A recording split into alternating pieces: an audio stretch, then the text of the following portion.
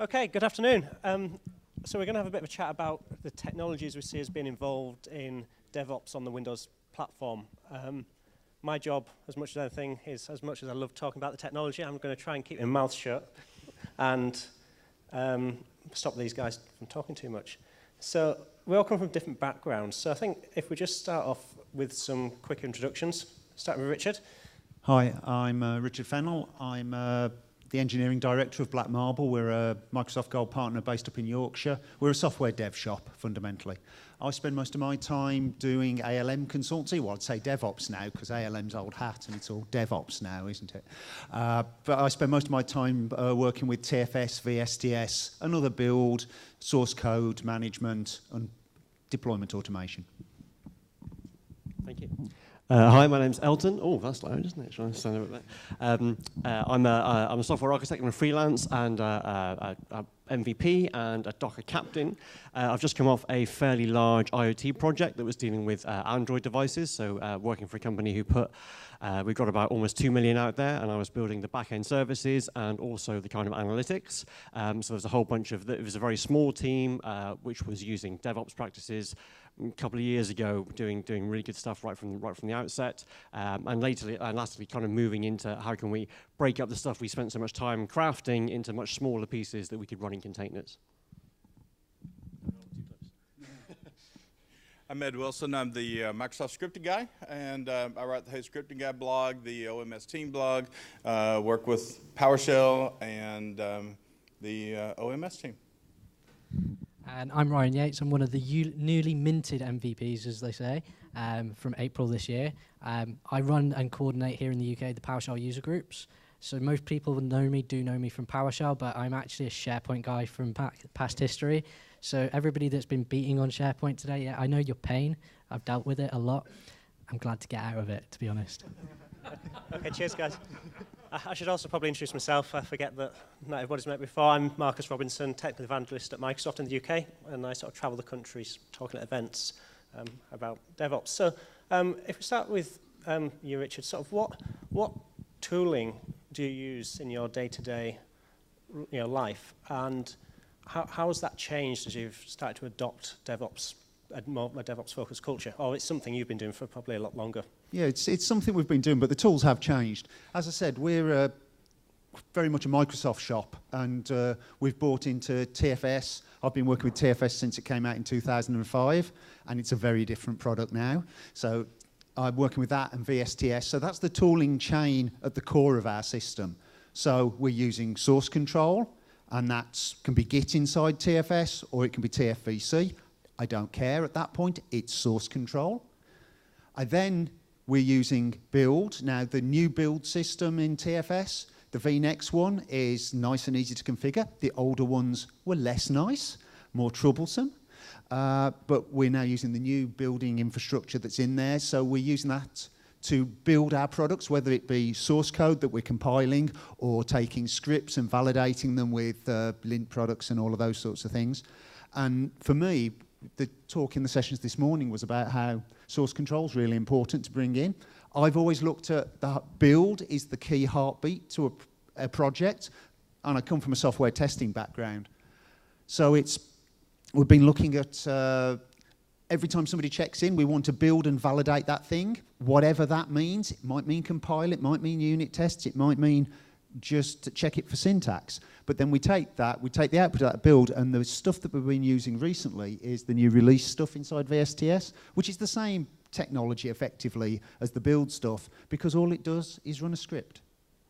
And that's what it boils down to. We need an engine that is capable of running a script that's appropriate to what we want to build or deploy. So for us, that's TFS build, so it's either running PowerShell or Node if we're in a cross-platform environment. Again, it doesn't care. Yeah, and sort of early on today, Michael introduced the concept of source control, which I know a lot of legacy operations guys is new, whereas likes of Richard have been using it for years. I know, Ryan, you feel quite passionately around that. Yeah, so from my perspective, if you're an ops guy and you haven't started using source control, go and speak with your devs if they're using source control. I say that because I've worked with teams with devs who didn't know what source control was. And that scared me enough to leave that team. But it's one of the few fundamental things that is going to change the way that we are working. If you don't work in source control now, it's something that you need to pick up very quickly. Stephen Morawski said, if you're not using source control, use Git. There's a good reason for that, in my view, and that's because a lot of the stuff that you're seeing now in the open source world is hosted on GitHub, which uses Git as the underlying source control platform. But that doesn't mean you need to do that internally. You can use, as Richard said, you can use TFS, and it's source control. I don't use TFS, so I can't comment on that. It makes no difference. It's source control's the key. It doesn't matter which one you're using. Anything to add on? Yeah. So you guys are absolutely right. You need to have a master source of truth, which is where the source control comes in. Everything that we're doing is scripting, so it's all text files. So you get your nice, easy compare. You can see exactly who's changed what and when. But actually, that's just it's just the foundation. And for me, the more important part of the tool chain is the pipeline that says, I'm going to take this from the master and I'm going to push it out to whatever environment it is we're pushing.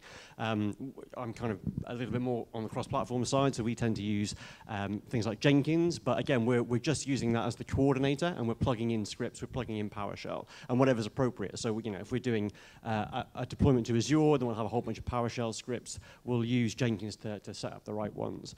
So yeah, it's the right tool for the job, but actually that pipeline that says, okay, we know what we want now, let's push it out and test it. That's the key thing, I think. One of the things that you probably need to think about a little bit when it comes to like source control. I mean, it's not just for the dev, test, production release or something. It can also make things a lot nicer for you.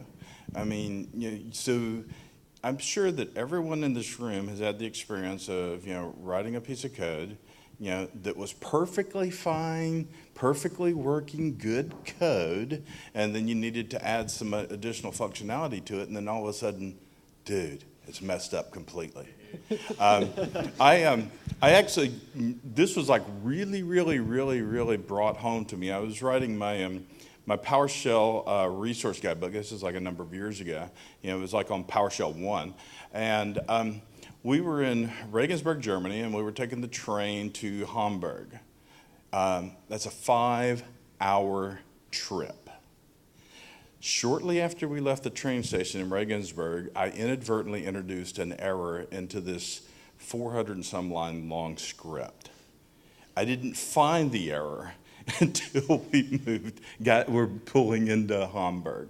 I mean, that is 5 hours of my life that was like completely wasted looking for like the stupidest little thing.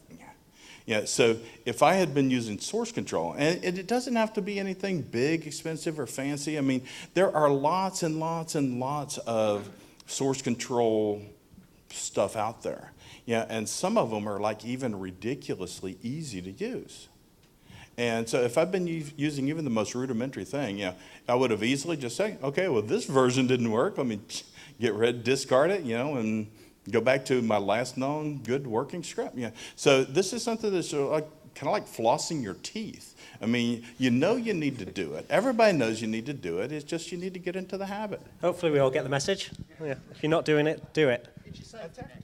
Yeah, it's a safety net. There was only one thing I was going to point on to that. So from my background, SharePoint is all about the version of your documents that you've got controlled. That's where my version control history came in. And I started off using SharePoint hosted on premises in my own house with my scripts, and then went, yeah, this doesn't work at all, because I had some stuff that was, this worked Friday lunchtime, this worked Wednesday, and it was just like, no, okay, I need to look at some real source control. So that was something that don't use SharePoint for that. Yeah. So one thing that hit me, when I started getting involved in the world of DevOps is the number of different tools we have to choose from. How do you decide which tool is right for the job? What important considerations do you have to make? Hey, I've got the mic. That's handy. A lot of it is your background, your experience, your own prejudices. So I've worked in cross-platform teams who wouldn't even dream of going anywhere near TFS, or they didn't. I've worked with guys who were brought in to manage part of our cloud deployment, and it was in Azure, and they didn't want to learn PowerShell. Now, okay, so Azure's got a whole bunch of stuff there. There's the cross-platform CLI. There's a whole bunch of other things you can use, but actually they tend to lag a little bit. PowerShell's usually the first guy up there. So if you don't want to learn that tool, you're not necessarily going to have the best experience. There's a huge range of stuff out there. So in terms of what tools do I use, I think you're better off taking a step back and saying, what problems have I got? What do I want to get out of this stuff, and then start looking around. Anybody else want to add? Yeah. Just a short one. It doesn't matter what what language you're using. It could be PowerShell, it could be Ruby, it could be Python. Just use what's right for what you need to do. I've had to learn Ruby to start working with Chef a little bit, but you don't need to learn it in and out. It's just get started down that path. But don't be scared to go and learn something new, because if you're scared to do that, you're going to be sat with SharePoint 2010 still, or 2003 still. You know, we're going to be at that point with other applications as well. And that's the thing that I think going forward is people just need to be aware of learning something that's new to them. Yeah, cool. The easiest tool that does the job. That's what I'm going to use. Yeah, I think the key thing is, you know, as long as your organisation gets out of it what it needs, you know, it's the quickest route to get what you want. One thing that, you know, also hits me is with the number of tools is we have all these choices. Do we think there'll be some consolidation of tooling down the road? Or do you think, because there's so many tools, especially developed by the communities, we're getting more and more tools appear. Is that a good thing that we've got so many choices? I think it's a good thing, but it's like in all cases, if we have a sort of a monolithic infrastructure with only one thing, we don't get that cross-fertilization and the new ideas coming through. So the old when there was just one browser and there's just IE, look what happened. And how much better things have got. So we've got Chrome and a bit of competition. So you're going to see that in there. But what we're seeing around a lot of the tools is good community buy-in to the tool chains as they stand, and extensions, as have been shown with the PowerShell stuff in the sessions this morning. An awful lot of the tooling now has come out of the community. And in the space I work in the most with VSTS, there's a lot of extensions there being built by the community as well to fill in the gaps. So it's look for the community, I would say, and that probably talks back to the previous question. Look for the thing that's got the community, that's got the blog posts and the discussions where you can get your answers on Stack Overflow and wherever. So building on from that, if there was one community-driven bit of tooling, you know, you could recommend to the people here today, what would that be? Do you want to start with you, Ryan, or? I don't know which one I could pick, because there's a lot of them in the PowerShell world that I would say, you know, straight away that you need to look at. Stuff like Script Analyzer, although that comes actually from the PowerShell team themselves. That's actually got a lot of stuff coming from the community. And then you've got Pesta, which was actually built from the community and then shipped with Windows 10. There's so much coming from the community. It depends, again, what it is you need to do. And then go and find what it is that will do that. We're all desperately hunting for ideas. To be honest, if you haven't looked at it already, it's got to be Pesta. So to step away from the PowerShell bit, I would definitely say you need to be looking at Docker. The word Docker hasn't been used nearly enough today. And what's interesting about Docker is that there's a whole ecosystem around there. There's the runtime that runs the containers, but actually there are other parts of the tools which are wholly community driven. So you can use there's a tool called Docker Machine, which you can use to create a VM and install Docker on it in one go. And there's a driver plugin framework, so you can create that VM on Hyper-V, VMware, VirtualBox, Azure, AWS, and all those driver bits are all community-driven. You know, there are certain technologies that really excite people, and that's where the community focuses a huge amount of effort. And I think it's wise to be aware of what people are doing. Cool. So we got into the topic of containers there. You know, and again, this is a session about tooling. So we see a lot of configuration management technologies out there today. Do you think with the rise of containers, that we'll see less of a reliance on configuration management technologies moving forward? Or is configuration management still going to be required to the level it is today? I think you'll just move the problem. You've got to manage the configuration you're going to burn into your container for your immutable container. So you effectively just move that question back a section. So in the case of Docker, we're effectively managing text files fundamentally. So we'll need something to manage the contents of those text files. So TeamCity or Jenkins or whatever we're using for our automation will need to be validating and pushing those into the container building. So we won't need them. We'll be worrying less about configuring our servers because they're just Docker hosts or they're So it just moves the problem. Yeah, I think on that, it's moving the problem back to the devs, not to the ops guys. So at the moment, configuration management is really for the ops guys. But I think in the future, it's going to be about the devs actually building the containers using configuration management to then pass that to ops guys to then implement. And at that point, then ops guys don't have that much that they need to do, really. But the problem there is you've got to teach devs how infrastructure works. It goes back to the other way. You've got to teach the ops guys how dev works. So it's a two-way street.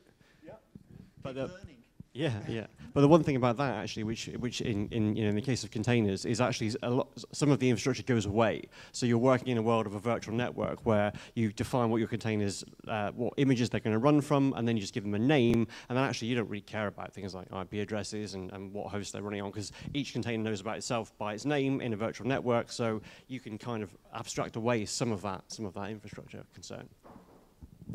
Cheers. So we haven't really talked that much about cloud today. I think there's an underlying theme. Okay, but when we're working with DevOps practices, do we see we're using the same tooling whether we're deploying to cloud environments compared to on-prem environments, and how do we see that in the future, moving forward? I'll pass on to Richard in a second. So I think one of the most important things about cloud in terms of DevOps uptake is that it's a really easy way to get started with demonstrating to people how quickly you can do stuff. So if you can say to someone, we're thinking about doing this and doing this and doing this, and actually we need to go and buy a dozen servers and install Azure Stack, and we'll come back in a month's time, they're not going to be interested. But if you say, hang about, look, here we are, we're gonna use our Azure trial, here's our VM, we've deployed some stuff on it, 10 minutes later, we're ready to go. That, to people who aren't really up to what the speed benefits are that you can get, when they see that, then they start to realize that this is something that actually is fundamentally going to change how we build software. And from then on, you can kind of move back. I think at the moment, what we're finding is we're still seeing a separation between the infrastructure and the deploying of your app, the bit that your devs have written. So we're doing a lot of work at the moment with Azure Resource Management, ARM templates, which are leveraging DSC underneath. And we're looking at those to provision out our infrastructure, our virtual networks. But we're still using, not MSIs, but we are still using technologies to deploy the apps onto that infrastructure. So tools like Redgate's tools for databases, or SQL Server database tools, DAC packs, for getting the DB schema out. And then I really like MS Deploy as a way of deploying websites, and that's nicely extensible as well. So we're still seeing that sort of split area. So a common deployment pipeline for us is run an ARM template that spins up some complex network, then deploy with exactly the same technologies as we'd use on-prem, i.e. push a DAC pack there, run an MS Deploy over there, and it doesn't really matter. Now the dream is I can use my ARM templates for my on-prem, and I don't care where I'm going, but I need Azure Stack for that, which is obviously in RC at the moment, but not quite out in production. Do people see Azure Stack as a game changer, or would you see it just as a temporary solution for people that aren't ready to move to the public cloud? I think it's a 50-50. There's going to be some companies that will go, yes, we want to just take it right here, right now, and are actually wanting to put Azure Stack in right now as it is. But then there'll be other companies that will go, right, well, actually, we're not interested in having any on-prem infrastructure. So it will be business dependent. One interesting one I've seen is that quite a few companies I deal with, you always talk with the agility of the cloud is I only pay for what I'm going to use, which is great for a startup where you don't know how big your load is. But a lot of companies I'm working with, they have a fixed load that they sort of know they're going to have, but they might have bursts because they're doing testing, or they want to try something new, or there's a big trade show coming, all of those sorts of things. So they're willing to invest in an on-prem box that carries the base load, and then they occasionally burst out to the cloud, so a hybrid cloud model. And in that, Azure Stack is very appealing because exactly the same pipeline works, and all they do is flick a flag somewhere that says, oh, deploy that one in the cloud, deploy that one here. So that's a model I'm seeing for some companies. Maybe not a startup-y thing, but I've seen it more in enterprises. Yeah, I think the value of that hybrid model is that exactly what you say. You've got the same API. You don't care whether you're running it on a machine in the cellar or up in Dublin or London, hopefully soon for Azure. But the tool and the platform don't necessarily solve the problems. So I'm working with a financial client who are trialing Azure Stack at the moment. They really like it. They love the idea that teams can provision their own stuff. You want to provision a VM, you have to email someone, and they take a week to deliver it for you. So the tool itself isn't the thing. The tool needs to work with the processes and the people. We've had enough of me asking questions. Has any of the audience got some questions you'd like to ask our panel? Anybody? If we're talking about tooling, we've got lots of sponsors here today which have these fantastic tools from Octopus, Chocolatey, Team, all the kinds of things we've been speaking about today. Microsoft's own tool for infrastructure management seems to have languished in the dark ages. I'm talking System Center, SCCM, and SCOM. In terms of application development, wow, they are fancy things. But in terms of infrastructure, System Center, really? What are the options? Stump the panel? Jeepers.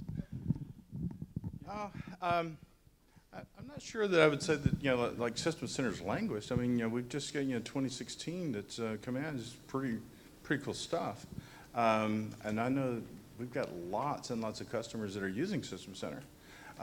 What we've done, from the team that I'm on, the Operations Management Suite team, we're looking at trying to initially, we were looking at trying to bring the same management capabilities that you have from System Center into a cloud type or to a hybrid environment, and then we kind of took it, and a lot of stuff actually kind of went further than that. So that was like kind of our initial chart, and we've gone much beyond that in several other areas. And so now what we're seeing is that a lot of customers that have System Center are also buying OMS to add on top of it. So that we have a better together type of story, so that we get a lot of.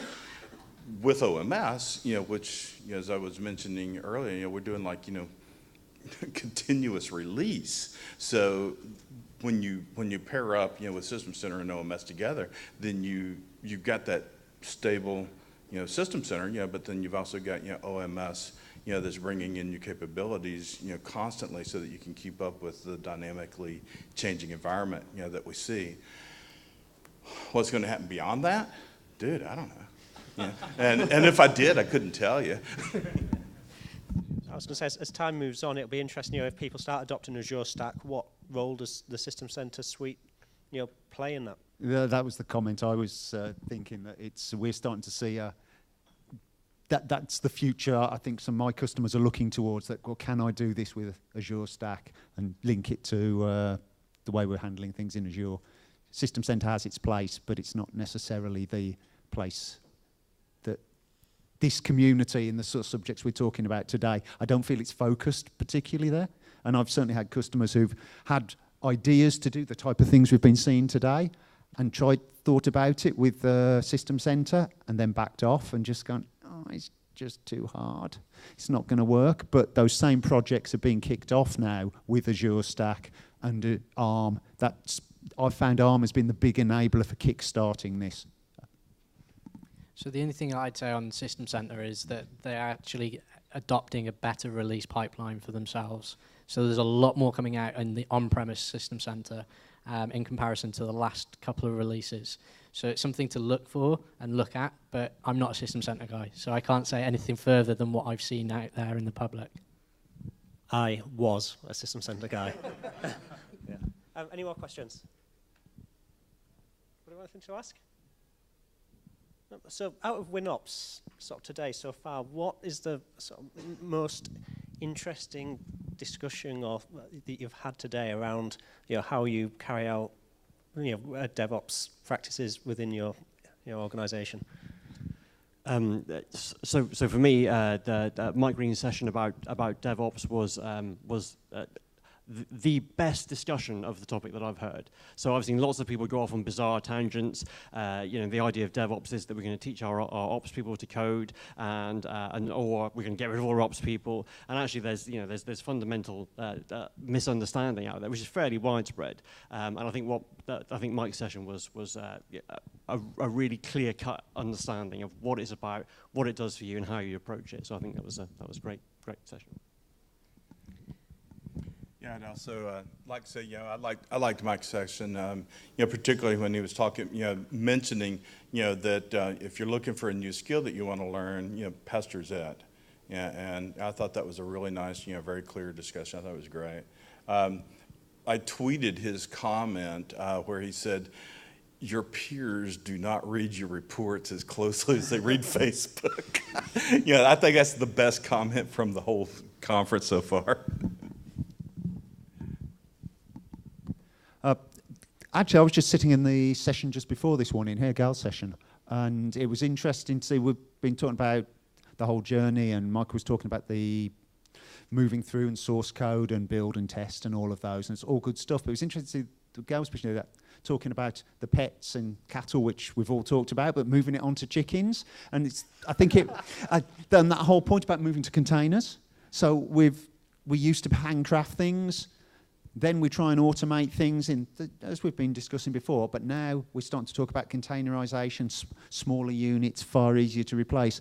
And I think the takeaway for me there is, some of us might be running to catch up, but even the ones at the front have got a long way to go. This is a long story, this is a long game, and maybe it's our IT industry looping round again, and you'll always find some mainframe person from the 70s coming going, "We were doing this in 1972. In APL." But I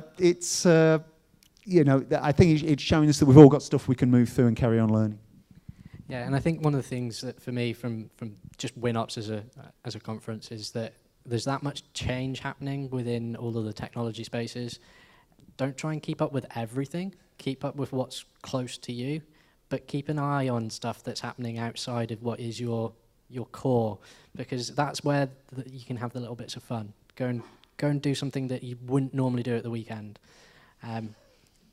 Just because that way you get the opportunity to say, right, for example, maybe you've built something using a Raspberry Pi. That wouldn't be something you'd do in work every day, unless, of course, you're Elton. Anybody else? So, moving on from there. I've had a question ready and I forgot what I was going to ask. So, we've talked a lot about PowerShell, as Ryan was saying, learn different technologies. So we talked about learning PowerShell, and I think in the Windows world it's generally accepted without good PowerShell knowledge you're going to struggle. Okay. What, if there's one tool or technology other than PowerShell that you recommend people look into, to learn, to be ready for the future, what do you think it would be? I'm going to go out on a limb and I'd say JavaScript, and I hate it. And that's because it's used everywhere now. We didn't used to have everything getting loaded on client side. It was all server side loading. Now everything's moving to the point where we're using client side technologies like JavaScript and Node.js and all of these different JavaScript frameworks. I'm pretty certain there's one every couple of hours that comes out that's new. It's just... It's any noun with JS after it. Yeah, there is a Twitter account that I found yesterday that was it was a bot. That all it does is picks a random word out of the dictionary, puts .js, and then puts a random sort of meaning to what that JS library would be. OMS. No, seriously, OMS is going to be huge. So, for instance, I was telling somebody, that it's really cool because PowerShell's been around 10 years. And, now when you ask, hey, how many of you have heard PowerShell, how many have been using PowerShell, everybody raises their hand. It wasn't that long ago, maybe 4 or 5 years ago, when you'd be lucky to get 10, 20% of the people raising their hand and saying they were using PowerShell. So what happened is we had this kind of slow build, and then all of a sudden, just boom, it took off, because it not generally availability, of course, it was general acceptability, and that always occurs several years after products occurred. What we're going to see with OMS, though, is we have a huge development space behind it, and it is crucial, I don't know if you noticed, Microsoft's kind of turned around here in the last year or so. It is crucial to our new further direction. So if we're going to be in this world, then OMS is absolutely going to be the key, and that's what I've been recommending people to learn. So you thought you were on a limb. I'm going to say Linux because this is predominantly a Windows conference. So the interesting thing about the Linux world is it's always been a different world. It's always been not just like a little bit over there, but way over there. But they've always had some really cool stuff that's never really been available to us Windows guys. So like Git started in Linux, and tools like Hadoop that have become really mainstream. But what's interesting about the whole containerization thing is it's becoming a lot easier to incorporate those tools into our own stack. And with 2016, we can mix and match, and that's going to be really interesting. You don't have to, exactly as Ryan said, you don't have to become a Linux guru, but actually getting as far as being able to understand a bit of apt-get and a bit of being able to read a Docker file and understand what's going on. Some of those tools that have always been slightly envious of, like if you want a really good software load balancer in Windows. Well, in Linux, they've got HA Proxy, they've got Nginx. They're really easy to use. They're fantastic bits of kit. Some of those don't work so well on Windows. But actually, with the fact that there's a whole lot more cross-pollination, I think being cross-platform will open a lot of doors and change the way you think about how you work with Windows too. So, yeah, I'm going to say Linux. And I'll make sure I'm not going to get pushed off this. Yeah. So would I. So obviously, what the announcement we're waiting for is PowerShell on Linux with .NET Core. So I don't know if you've got anything to say, Jeffrey. No. So we've heard that answer before. So while we're waiting for that announcement, I'd go with the JavaScript or probably Node if you run a lot of server-side stuff. But the one I'd recommend having a look at there is have a look at Visual Studio Code. It works cross-platform, and have a look at writing your JavaScript or your Node using TypeScript, because you get some type checking. You can run it easily through a parser. It reduces those stupid "I've missed a semicolon" and "how many brackets do I really need" type errors. So I'd say, and that will work happily on Linux as well. And I just add to that, if you're an infrastructure guy and you haven't looked at Visual Studio as a way to create infrastructure using things like ARM templates, you need to look at it. If you're going to be in the Windows, Azure world, I guess. Sorry. Yeah, I'd just say Vagrant is definitely a tool worth looking at. And given that we're going to have Bash on Windows 10, does that negate PowerShell? I'm not going to say it negates it, it adds to the toolkit. So if you need to use Bash, use Bash. But if you need to use PowerShell, use PowerShell. It's use the right tool for the right job. Sometimes you'll find Bash is the one to use, sometimes you'll find PowerShell is the one to use. There's no right or wrong answer, I don't think. I think one point at the moment with Bash on Windows is it's really aimed more at devs who want to do a bit of Ruby dev or something like that, where you've got relatively thin Ruby gem wrappers around Linux calls. So it enables that workflow. There's my understanding, and I haven't had a deep play, for the ops side, there's a lot of stuff you can't do with Bash at the moment. Yeah, it's one of those confusing stories. I think as soon as it's available and you kick the tires, you'll see what it is and it'll be unambiguous. It's a great offering, but to be clear, its value is that it's completely unintegrated into Windows. Right, it's completely unintegrated. So what's that mean? That means in the past we tried this, right? In the past we had services for Unix. We tried to integrate Unix and Linux together, but it just didn't work, right? Awk didn't work against the registries, SED didn't work against WMI, et cetera. And as much as we tried to solve those things, whenever we tried to integrate the two environments, it just sort of chalk and cheese didn't work. The great value of the environment is that it is unintegrated, which is to say you run Bash and you are in a Bash bubble. Now in that bubble, you can write open source software. That's its focus. Its focus is the developer community that want to use their Windows 10 laptops and desktops and all these amazing new devices that Windows 10 runs on, but they want to do open source development against their Linux boxes. The Bash environment gives them a nice little open source bubble where they're able to do that. They bring in their native tools. They're able to develop their code, push it to a Linux server. Happy days, works really well. But again, there's no integration, right? You're not going to be able to say, there's very little integration, but that's a good thing. In fact, we had one of the PowerShell developers who wrote a blog and sent it out for review. He's like, oh, with bash shell, you can say bash and run some command and then pipe it to PowerShell. We said, no, don't talk about that. That's just going to lead people down the wrong path. You don't want them to think about it being an integrated environment. That's just going to lead to the trail of tears of disappointment because it just doesn't work.